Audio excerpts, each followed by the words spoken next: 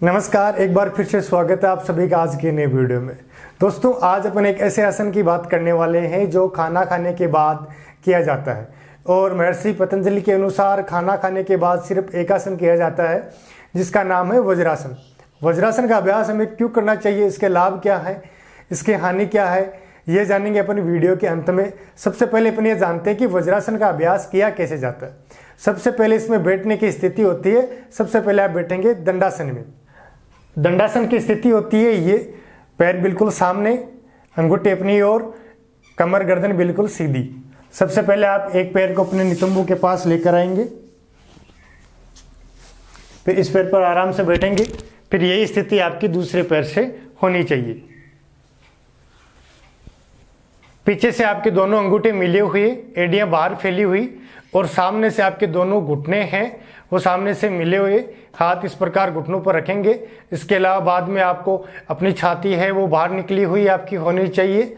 ये होती है वज्रासन की स्थिति। इस प्रकार आपके जो घुटने हैं सामने से इस प्रकार मिले हुए होने चाहिए, पीछे से अंगूठे, और ये सामने से स्थिति होती है ऐसी। वज्रासन में बैठने में पीछे की स्थिति होती है ऐसी कि एड़ियां आपकी दोनों बाहर फैली हुई, अंगूठे दोनों बीच बिल्कुल टच होने चाहिए। ये स्थिति होती है वज्रासन की। देखिए दोस्तों, वज्रासन बहुत ही सरल आसन है। इसमें कोई किसी प्रकार की परेशानी होती नहीं है करने में, और दिखने में बिल्कुल सरल सा लग रहा है। लेकिन इसके पश्चात भी बहुत सारे लोग ऐसे हैं जो इस आसन का अभ्यास सही ढंग से नहीं कर पाते। यानी बहुत सारे लोग ऐसे हैं जो घुटनों के दर्द की वजह से या पिंडलियों में दर्द की वजह से या कमर दर्द की वजह से इस आसन का अभ्यास नहीं कर पाते हैं। लेकिन धीरे धीरे यदि इस आसन का अभ्यास किया जाए तो आप आसानी से इस आसन को सीख सकते हैं, क्योंकि महर्षि पतंजलि के अनुसार भोजन के पश्चात किया जाने वाला एकमात्र आसन है वो है वज्रासन। जैसे आपने वज्रासन का नाम सुना है तो वज्र का अर्थ आप जैसे जानते हैं कि कठोर होता है, तो अपने शरीर को कठोर बनाने के लिए इस आसन का अभ्यास किया जाता है। भोजन करने के बाद अधिकतर लोग भोजन करते ही सो जाते हैं या मोबाइल फ़ोन चलाने लग जाते हैं, तो जो पाचन क्रिया है वो सही ढंग से नहीं हो पाती है। तो आप इस आसन का नियमित रूप से भोजन करने के पश्चात कम से कम 10 मिनट तक आप इस आसन का अभ्यास कीजिए। 1 महीने तक आप इस आसन का अभ्यास करके देखिए कि आपके अपने शरीर को अनगिनत जो फायदे हैं वो आपको मिलेंगे। सबसे पहले अपन ये जान लेते हैं कि इस आसन का अभ्यास किन लोगों को नहीं करना चाहिए। देखिए, जिन लोगों का हाल ही में किसी प्रकार का ऑपरेशन हुआ हो तो उन लोगों को इस आसन का अभ्यास नहीं करना चाहिए, या घुटने में किसी प्रकार की कोई समस्या हो तो उन लोगों को भी इस आसन का अभ्यास नहीं करना चाहिए, या किसी के देख रेख में वो अभ्यास कर सकते हैं।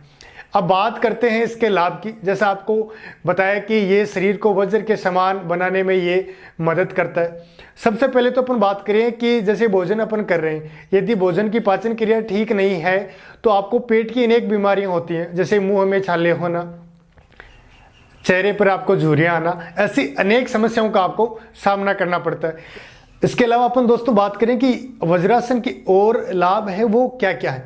देखिए, सबसे पहले तो ये वजन घटाने में आपको मदद करता है। दूसरा, आप इस आसन का अभ्यास अपन करते हैं तो अपने शरीर की समस्त नाड़ियों में स्थिरता आती है, उनमें ये लाभ पहुंचाता है। गठिया रोग में ये लाभ पहुंचाता है अपने को। साइटिका से संबंधित समस्या को भी ये दूर करता है। जिनको लोअर बैक पेन है उन लोगों को भी इसका नियमित रूप से अभ्यास करना चाहिए, जिससे उनकी पाचन क्रिया के साथ साथ कमर दर्द है उससे भी उनको छुटकारा मिल सके। पेट दर्द, पेट में गैस की समस्या बनना, हड्डियों को वज्र के समान मजबूत बनाना, ऐसे अनेक लाभ हैं इस आसन के। तो आप इस आसन का अभ्यास नियमित रूप से करें, ये आपको ढेर सारे लाभ पहुंचाने वाला आसन है।